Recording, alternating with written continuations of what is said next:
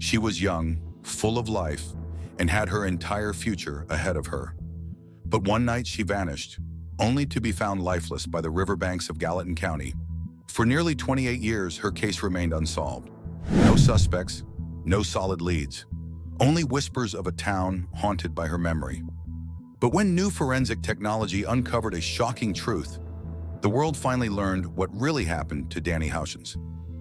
It was the kind of town where you didn't just disappear, but on the evening of July 31st, 1996, 15-year-old Danni Houchins did exactly that. Danni was your typical small-town teenager, friendly, free-spirited, and always up for adventure.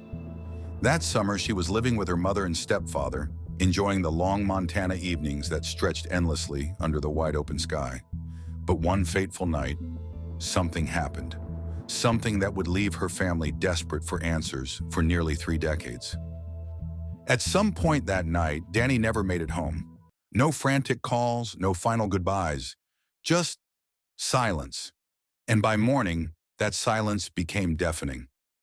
The next day, a pair of fishermen made a grim discovery along the banks of the Gallatin River. It was Danni. Her body was face down, partially submerged in the river.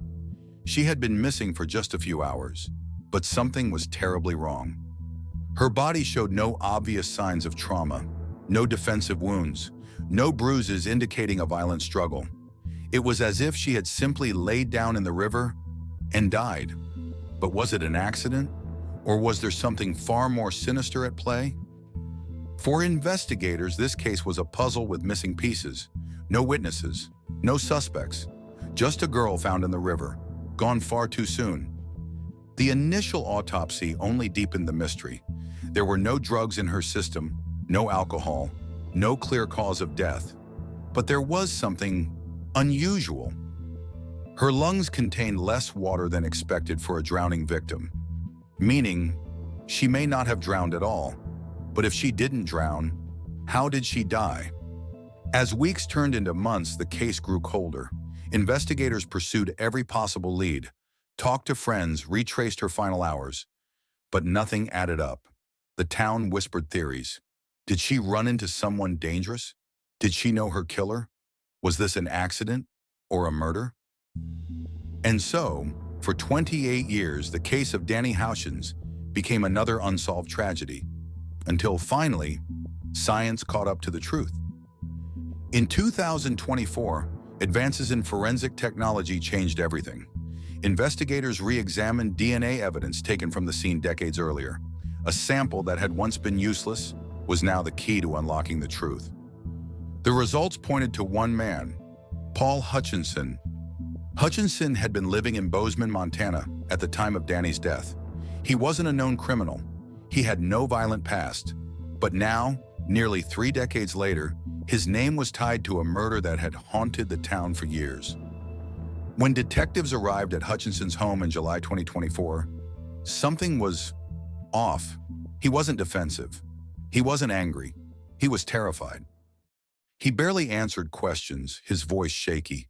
He knew what they had found, and just 12 hours later, he made sure he would never face justice.